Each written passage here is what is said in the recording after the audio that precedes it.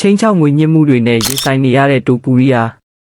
UFC Lightweight တန်းချန်ပီယံအီလီယာတိုပူရီယာဟာကိုပိုင်ဘဝဆိုင်ရာအရေးကိစ္စများကိုတရားဥပဒေအရရင်ဆိုင်ရန်အတွက်ချန်ပီယံခါဘတ်ကိုခေတ္တဆွတ်လွတ်လိုက်ကြောင်းကြေညာခဲ့ပါတယ်။တိုပူရီယာဟာသူ့အားငွေကြေးတောင်းဆိုမှုများမလိုက်ရောပါကအိမ်တွင်းအကြမ်းဖက်မှုဆွဆွဲချက်အမှားများဖြင့်အသေးဖြတ်မိဟုချိန်ချောက်ခံနေရခြင်းဖြစ်ပါတယ်။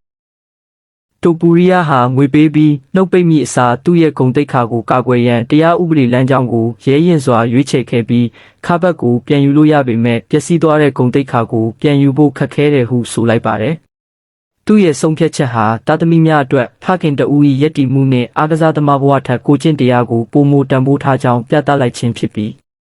အတန်မှတ်တမ်းများနဲ့မျက်မြင်သက်သေထွက်ဆိုချက်များအပါအဝင်ခိုင်လုံသောသက်သေအထောက်အထားများရှိကြောင်းလည်းအခိုင်အမာပြောကြားခဲ့ပါတယ်။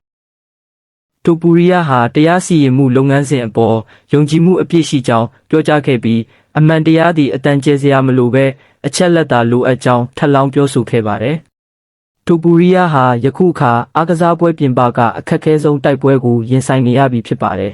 ။သူအပြစ်ကင်းစင်ကြောင်းသက်သေပြနိုင်မှာကသူဟာချန်ပီယံအဖြစ်သာမကဂုဏ်သိက္ခာအတွက်တိုက်ပွဲဝင်ခဲ့သည့်သူရဲကောင်းတဦးအဖြစ်ပရိသတ်များ၏လေးစားမှုကိုပိုမိုရရှိမှာလည်းဖြစ်ပါတယ်။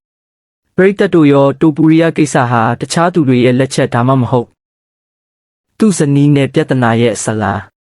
ကောမန့်မှာဆွေးနွေးသွားကြပါအောင်အားလုံးကိုကျေးဇူးတင်ပါတယ်။